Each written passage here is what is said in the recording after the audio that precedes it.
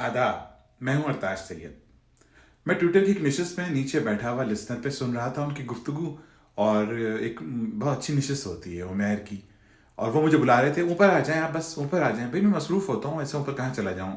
तो वो जो मोहतरमा थी कहने लगी, अरताज भाई आप फौरन आ जाएं ऊपर, आज आपकी क्लास लेनी है, आज तो मैं आपको छोड़ूंगी नहीं। भाई आपने मेरी सालगिरह कैसे मिस कर दी, अरताज भाई आप ऊपर आए जरा।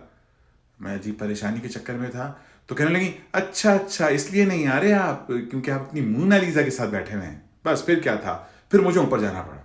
मैं ऊपर गया, मैंने कहा भाई बात ये, हमारे नसीब में कहाँ है मोनालिसा, हमारे नसीब में तो है चूना लीजा।